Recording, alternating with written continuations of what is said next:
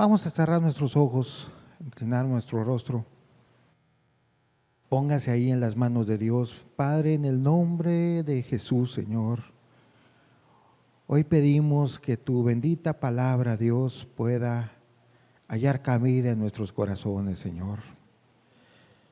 Que sea tu Espíritu quien nos hable, quien nos ministre, y que a cada uno de nosotros, Señor, nos pueda dar según nuestra necesidad, Padre. Realmente hoy que reconocemos que necesitamos tu gracia sobre todas las cosas. Gracia para salvar, gracia para caminar como cristiano. La gracia tuya para predicar, Señor, hoy es esencial. Y hoy te lo pedimos, Señor, que tú lo vengas a cumplir entre nosotros por Cristo Jesús. Amén. Abramos la escritura, o va a aparecer en los textos, en Efesios, capítulo 2, versículo 8 y 9. El apóstol Pablo, un versículo muy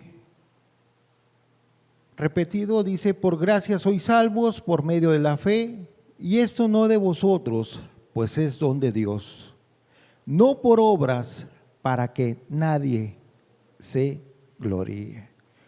Este es un texto muy repetidas veces en púlpitos, en muchas partes donde se dicen ser cristianos, y te mencionan que por gracia somos salvos por medio de la fe. Es un texto que alberga una gran verdad, querido amigo, pero es un texto muy mal interpretado. Y déjame te digo una cosa, que la persona que puede malinterpretar este texto o que se engaña en ese texto puede perder su alma totalmente.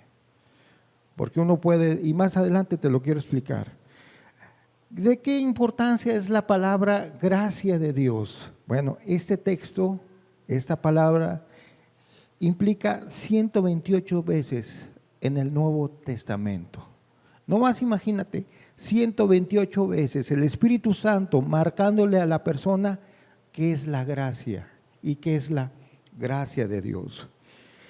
Podemos definir la palabra gracia, es la palabra griega charis. Esto significa la buena voluntad de Dios para darnos el medio para obtener perdón de pecados o misericordia sin que nosotros lo mereciéramos. Y querido amigo, quiero abrir un paréntesis entre lo que es misericordia y lo que es gracia. En un minuto te lo puedo explicar. Si tú vas en la calle y ves a una persona pidiéndote limosna, y tú ves a sus niños ahí alrededor de ella y dice no tengo que comer. ¿Ahí qué vas a aplicar? ¿Gracia o misericordia? ¿Qué aplicarías? Si tú sacas un billete de 100 pesos y le dices esto es para que tú comas, o simplemente tú vas y compras unos tacos y se los das a esa familia, ¿qué vas a aplicar ahí? ¿La gracia o la misericordia? La misericordia.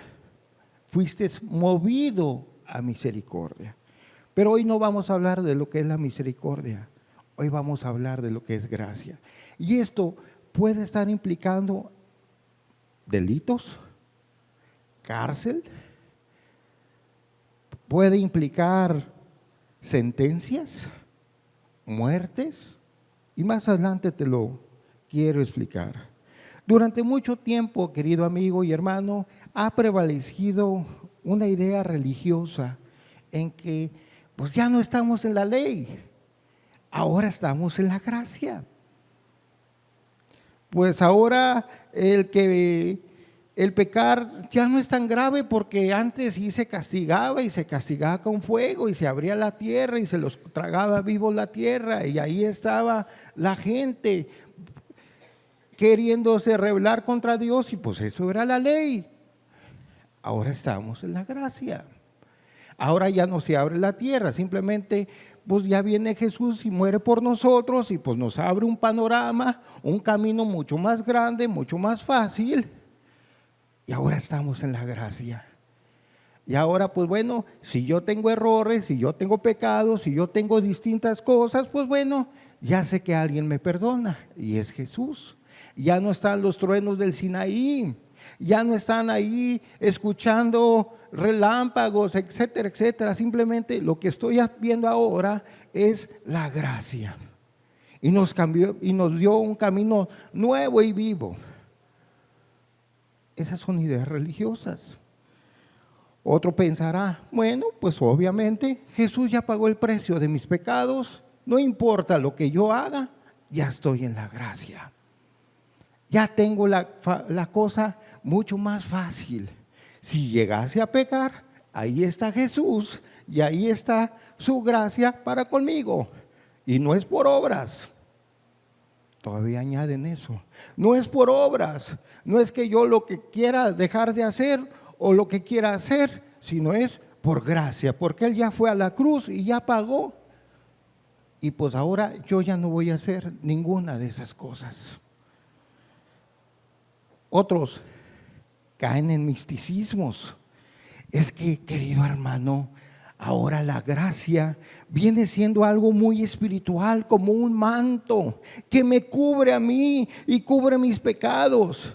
Y cuando Dios me ve a mí, ve el manto de gracia y ya no ve mis pecados. Y yo puedo seguir en mis maldades, seguir en mis pecados, seguir haciendo lo malo. A cabo tengo el manto espiritual de la gracia de Dios en mi vida. Y como que el pedir la gracia, como que quitase ya la responsabilidad moral de la persona en querer, en quitar ese carácter moral. Ahora ya no es lo moral, ahora ya no él tiene esa responsabilidad.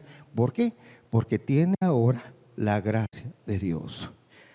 Ahora ya ella ya no se siente culpable, porque uno ya fue culpable y fue alguien que fue Jesús. Él sí pagó el precio, Él sí pagó el precio de toda mi culpa y de todos mis pecados. Entonces ahora, como Él ya los pagó, ya no tengo que hacer absolutamente nada. Con este breve estudio, querido amigo, pretendo de que tú puedas saber si tienes o no la gracia de Dios en tu vida. También se puede definir lo que es gracia como el favor de Dios que no mereces, cuando el pecador está muy consciente de que no merece el perdón de Jesús y que tiene él un fuerte sentido de gratitud para con Jesús. Eso es gracia. Y para esto, querido amigo, ahora sí te quiero poner un ejemplo de lo que es gracia. Ya vamos a olvidarnos del ejemplo que puse de misericordia, ¿verdad? Ahora vamos a suponer que tú eres el culpable. Tú hiciste, robaste, te drogaste, agarraste un carro y fuiste y mataste a unos niños, estabas alcoholizado, estabas alcoholizada, te agarra la policía y te mete a la cárcel. Y ahí en la cárcel empiezan a sacar todo lo que es todos los expedientes que tú has hecho de tus maldades y te dicen, oye, no tan solamente chocaste y mataste, sino que también robaste, también defraudaste, hiciste tantas cosas, violaste, y tú eres el culpable de todos esos delitos. Y dice el juez, tu sentencia va a ser la silla eléctrica. Y tal día, a tal hora, tú vas a merecer esa silla eléctrica y estás sentenciado. No hay escapatoria. Tú eres la persona a la cual la habíamos buscado desde tiempo atrás, que había hecho tantas maldades. Tú eres, y te sacan ahí todos los trapitos al sol. Todo el expediente, todos los expedientes, todo lo que habías hecho, ahí te saca. Estás sentenciado a la silla eléctrica y estás a punto de ser ejecutado. Y viene Jesús, en ese caso hipotético, y te pregunta tu nombre y te dice, oye, ¿qué has hecho? ¿Qué hiciste para merecer esto? Pues Jesús, ¿qué te puedo decir? Hice tantas maldades. Merezco la silla eléctrica. Estoy sentenciado. Van a ser muchos miles de volts que me van a quemar. Y tú empiezas a platicar con Jesús. Y al momento en el cual tú empiezas a platicar, empiezas a sentir remordimiento y vergüenza. Y cada vez que te acuerdas de tus maldades, empiezas a aparecer como si fuese una película inmediata de toda tu vida, desde que estás pequeño. Y empiezas a recordar cada maldad que hiciste cuando desobedecías a tus papás, que estabas tú chiquito, chiquita, y empiezas a pensar toda esa grande película. Maldad por maldad, te empiezan a pasar ahí. Y tú cada vez te empiezas a sentir mucho más culpable. Y tú por dentro, es que lo que el juez, las maldades que el juez me imputa, pues ahora son mucho más maldades. Y tengo más pecados, Jesús. Y empiezas a ver el daño que le hiciste a tus seres queridos, y empiezas a ver el daño que le hiciste a los que te rodeaban, al daño que le hiciste a la gente que trabajaba contigo, que estudiaba contigo en la escuela. Empiezas a ver toda esa clase de maldades y te empiezas a avergonzar cada día más. Y está Jesús contigo y te muestra esa película, empiezas a recordar cada escena de maldad.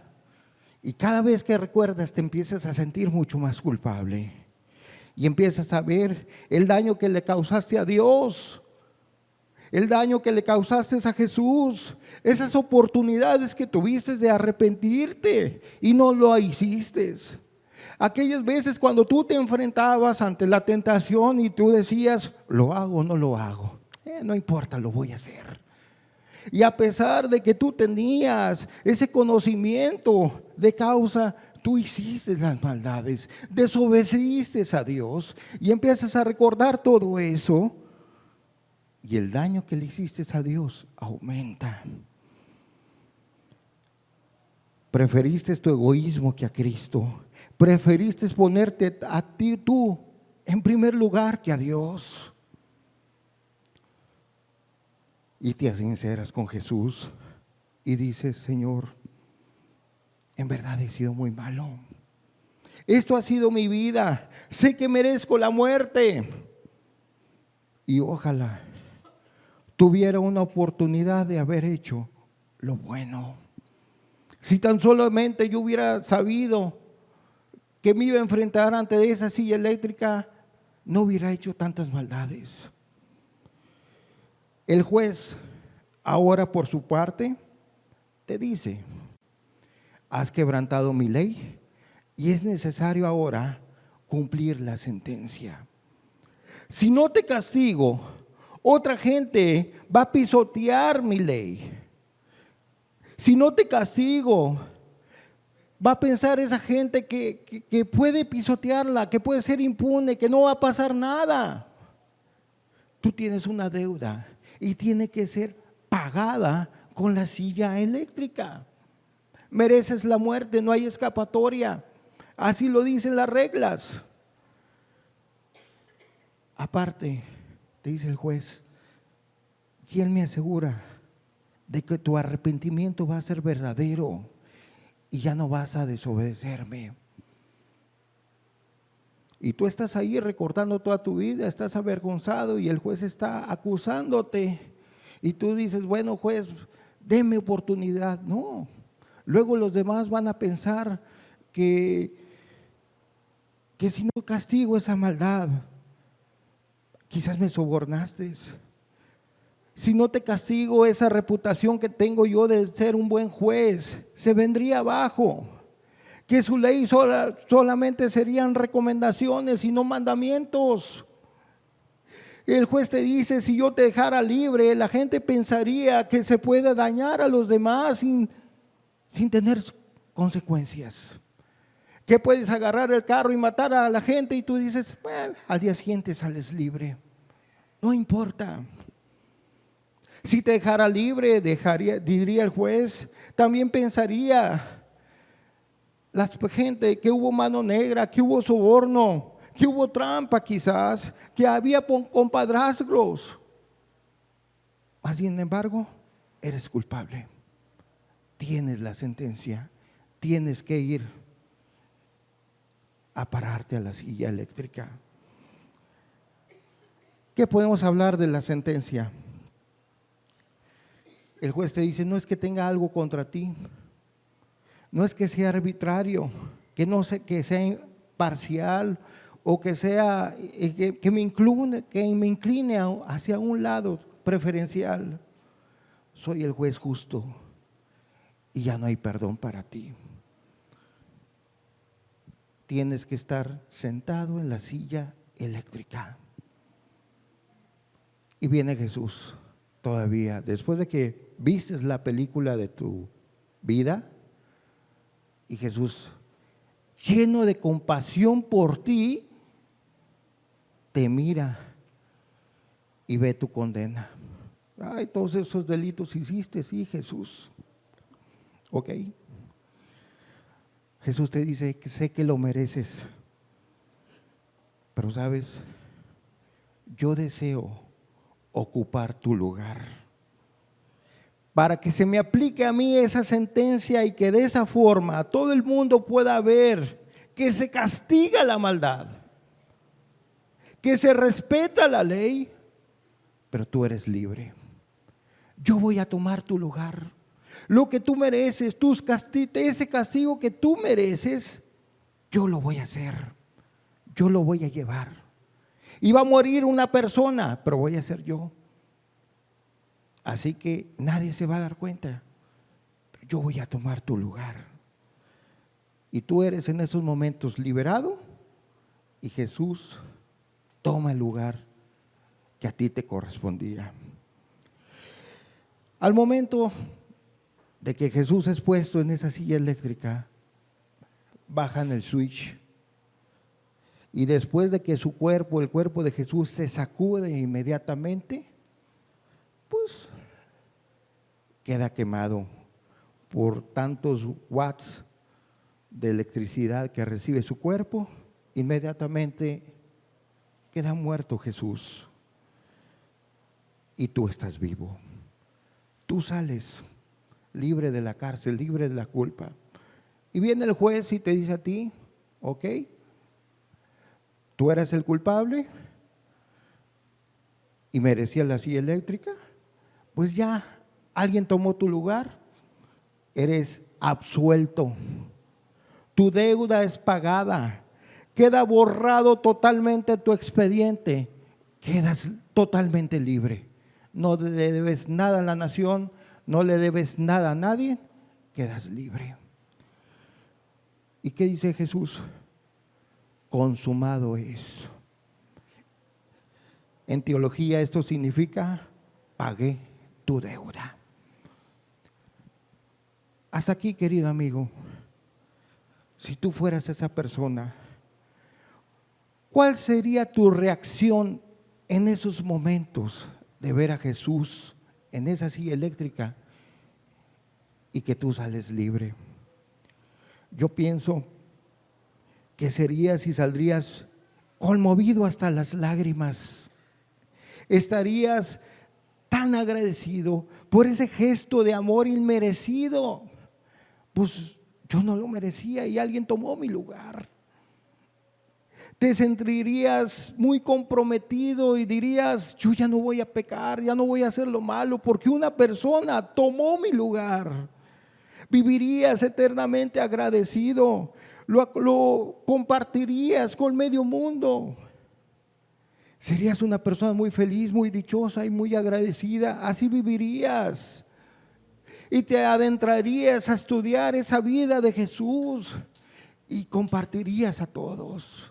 Y dirías, bueno, ¿y cómo era Jesús? Y te darías cuenta que Jesús llevó una vida perfecta. Jesús llevó una vida muy amable, ayudaba a la gente, tenía compasión de los pobres. Jesús sanaba a los enfermos, limpiaba a los leprosos, los momentos y los problemas mucho más difíciles, Jesús los solucionaba.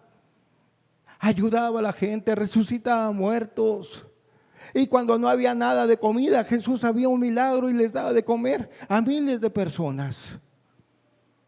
Y tú dirías, ese Jesús tomó mi lugar. Te adentrarías a conocer todo lo que Jesús hizo. Te esforzarías, testificarías, dirías, tomó mi lugar, lo hizo sin que yo se lo pidiera. Fue muy amable y muy cortés ese día cuando Jesús me dijo, yo voy a tomar tu lugar. Si te enterarías que Él fue muy justo, alguien que fue muy bueno, que fue muy amable, que fue muy servicial, tú quisieras también ser como Él. Tuviste una oportunidad, ya estabas dispuesto a la muerte. Ya te iba a tocar esos volts, la silla eléctrica. Y tú dirías, no, ahora voy a vivir esta nueva oportunidad que me dio. Ese sentimiento de gratitud se haría parte de tu vida todos los días. Vivirías agradecido si te enteraras que ese Jesús ahora fue el creador del universo, que fue un Dios hecho carne, que habitó entre nosotros, que dejó su gloria, esa gloria eterna, para poderte ayudar y para poderte bendecir a ti. Vivirías agradecido. Tu reacción natural fuera gratitud, amor, obediencia e imitación. Quisiera ser como Jesús. Vivirías eternamente agradecido y todo lo harías por amor. Hoy vamos a ver, querido amigo, que ese es un ejemplo palpable de la gracia de Dios. Y la gracia de Dios tiene sus características y vienen en la Biblia.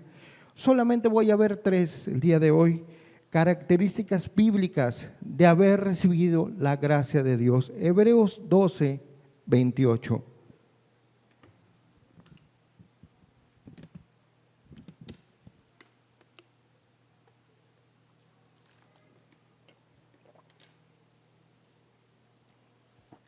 Dice la Escritura, así que, recibiendo nosotros un reino inconmovible, tengamos gratitud y mediante ella sirvamos a Dios, agradándole con temor y reverencia. La palabra gratitud, ahí en el griego, es la palabra gracia. Lo voy a leer como debe decir. Así que recibiendo nosotros un reino inconmovible, tengamos gracia y mediante ella sirvamos a Dios, agradándole con temor y reverencia. ¿Qué característica podemos ver aquí?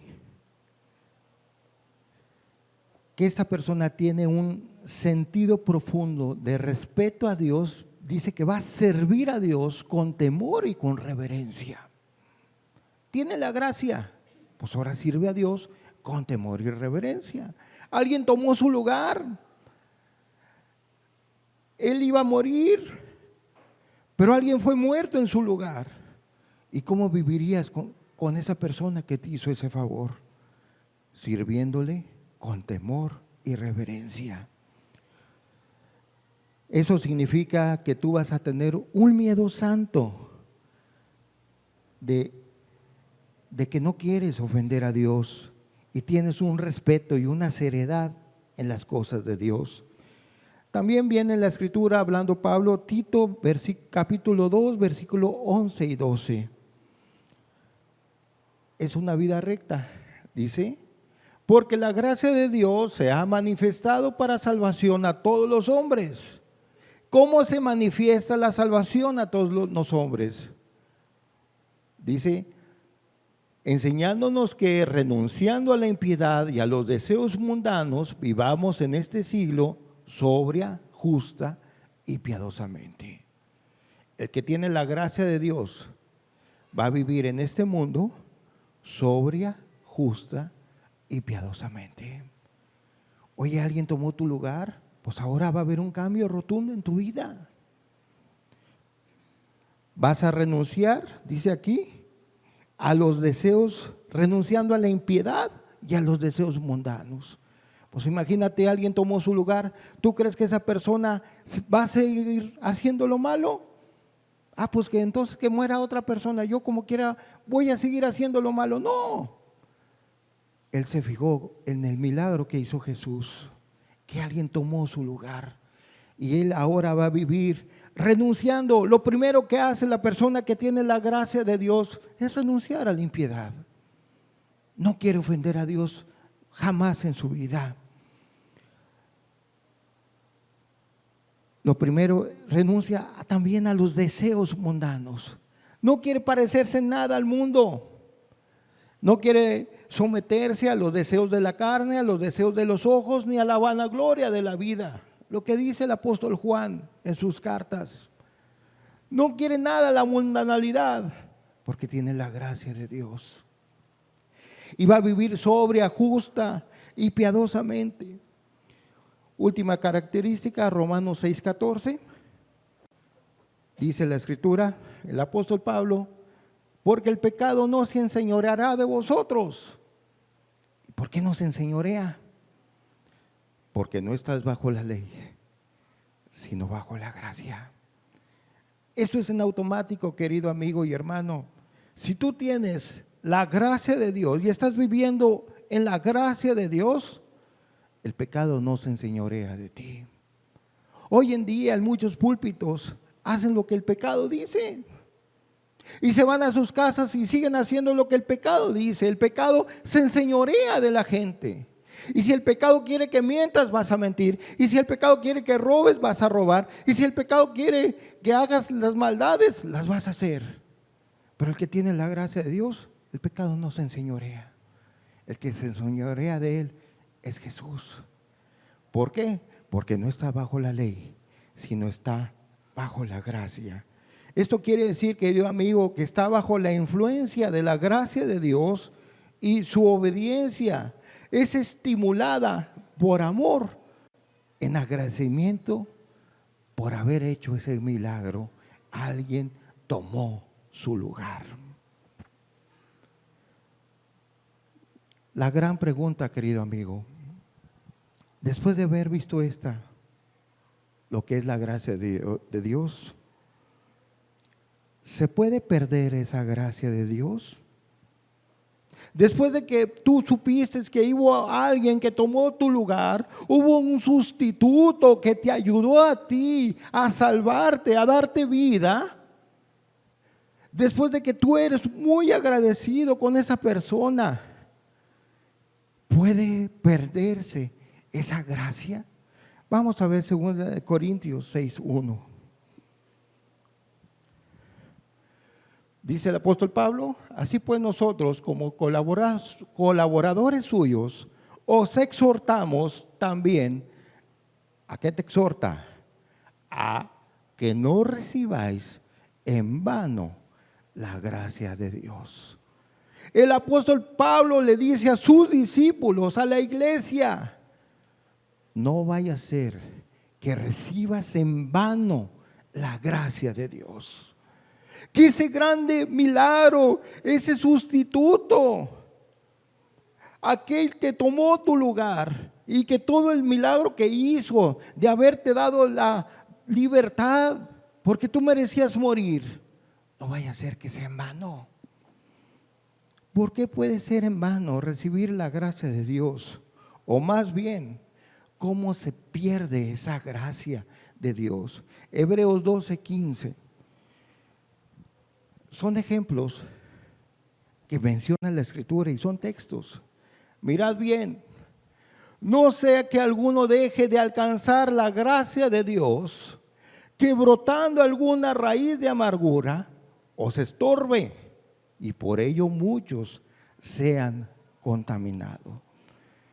Caray, la Escritura te dice que puedes recibir en vano la gracia de Dios. Y el apóstol a los hebreos te dice que puede ser que ya no alcances la gracia de Dios. ¿Por qué? Por amargura. La amargura es el pecado inmediato por el cual la gracia de Dios se aparta de tu vida. ¿Cómo puede ser posible que alguien tomó tu lugar, que fue muerto? Un justo que tú no merecías, que tú estabas ahí ya sentenciado. Alguien tomó tu lugar, se te perdona absolutamente todo. Y tú por un chascarrillo dices que no te aman. Tú por una amargura ya pierdes todo. Es que no hay amor, es que no me saludaron. Oye, pues es que el hermano estaba distraído o la hermana estaba distraída y no te saludó no porque le caigas mal, sino porque así eran las cosas. No sea que alguno deje de alcanzar la gracia de Dios, que brotando alguna raíz de amargura, algo tan profundo, algo que está allá abajo. La raíz no se ve, querido amigo, querido hermano, la raíz no se ve. Está tan profundo ahí y tú empiezas a tener en tu mente cosas contra los demás. No sea que por eso pierdes la gracia de Dios. 1 Pedro 5:5, ya lo vimos hace días pasados, pero también hoy lo vamos a ver. Igualmente jóvenes, ya que hay muchos jóvenes también, ¿verdad? Están sujetos a los ancianos y todos sumisos unos a otros, revestidos de humildad, porque Dios resiste a los soberbios y da gracia al humilde. ¿Quieres tener la gracia de Dios en tu vida? Sé humilde, no seas soberbio. Sé humilde. Joven, sean humildes. No sean soberbios, no quieran saber todo. No crean que por la tecnología ya están más avanzados de los demás y ya están abajo de ellos. Dios resiste al soberbio, pero da gracia al humilde. Da gracia al que le dice: Dios, ayúdame, yo quiero tener tu gracia. Quiero revestirme de humildad. Quiero la gracia de Dios en mi vida. Quiero ser un joven que te ame, que te sirva. Romanos 6:1, también viene otro hecho por el cual se pierde la gracia de Dios. ¿Qué pues diremos? ¿Perseveraremos en el pecado para que la gracia abunde? En el versículo 2 dice: en ninguna manera. En ninguna manera. ¿Vas a perseverar en el pecado para que la gracia abunde? Pues ya te hicieron un favor bien grande. Alguien tomó tu lugar. Hubo un sustituto muy justo. Tú no lo merecías. ¿Vas a perseverar en el pecado? ¿Vas a querer tener una segunda gracia, otra oportunidad más? ¿Vas a salir a tus maldades y a seguir igual de fiesta en fiesta, queriendo hacer lo malo? Como diciendo, librados somos para seguir haciendo lo malo. No. ¿Perseveraremos en el pecado para que la gracia abunde? En ninguna manera. Ya para terminar, amigos, en la Biblia, ¿cómo se puede aumentar la gracia de Dios en tu vida? 1 Timoteo 1:14. ¿Qué nos dice el apóstol Pablo?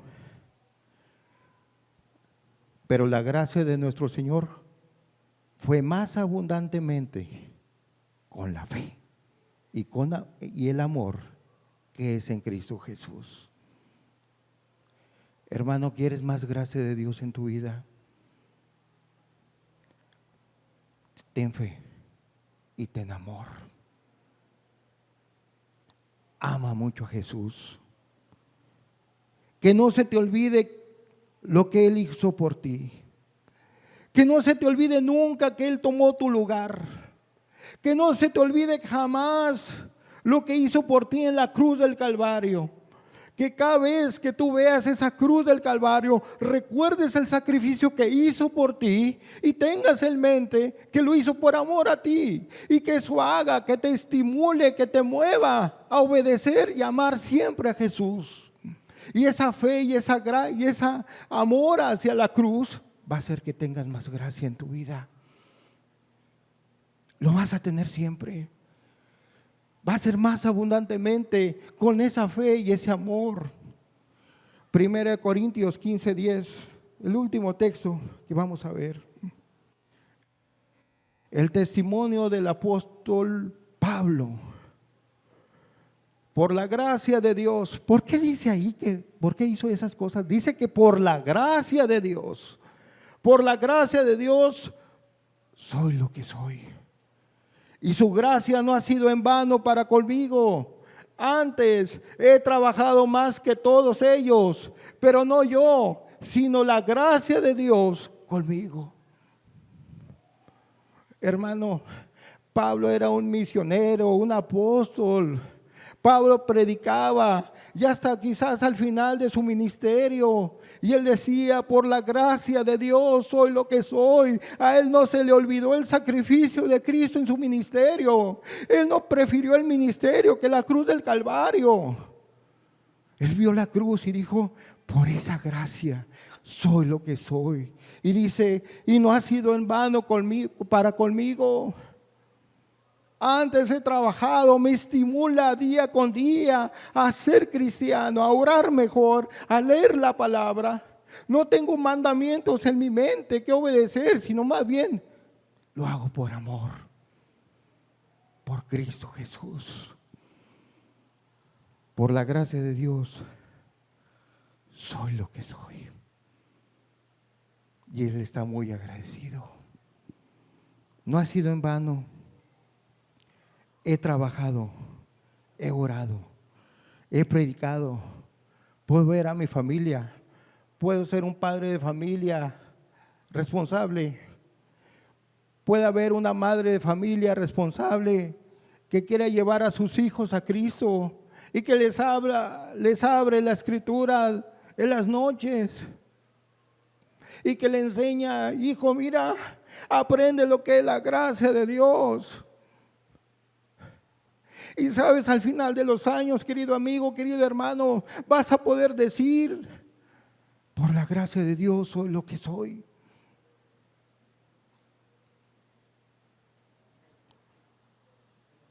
En la escritura habla del trono de la gracia. En la escritura habla del Dios de toda gracia. En Pedro te dice que los profetas profetizaron de la gracia que iba a ser administrada en un futuro. Pablo le dijo a Timoteo: esfuérzate en la gracia que es en Cristo Jesús. Pablo predicó acerca del evangelio de la gracia y concluye diciendo: por gracia sois salvos. Ante este amor, ¿cómo respondes? Cierra tus ojos.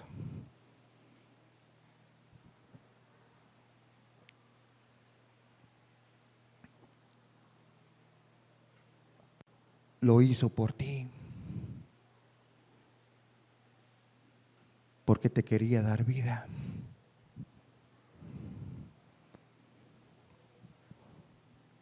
Tomó tu lugar. Merecías el infierno y hoy tienes las manos limpias, no por tu obra, no porque te lo merecieras, porque Él fue a la cruz a pagar tu culpa. Él dijo: la maldad de Él, Dios, los pecados de Él, pónmelos a mi cuenta, yo lo pago, porque yo quiero que sea salva. Yo quiero que me conozca. Yo quiero que sepa de mi amor. Que hoy, querido hermano, la gracia de Dios no sea en vano para contigo. Amado Dios, gracias por lo que hiciste por nosotros en la cruz del Calvario. Gracias por la salvación, Señor, que has traído a nuestras vidas. Que no se nos olvide, Señor, de dónde nos sacaste. Que no se nos olvide que por gracia somos salvos. Y hoy en tu infinita gracia, Señor, ayuda a la gente a encontrarte a ti. Ven a hacerte presente en cada corazón que escuche este mensaje, Dios. Que sea tu gracia la que los orille a arrepentirse y a tener fe en ti. Por Cristo Jesús hoy te lo pido, Señor. Amén.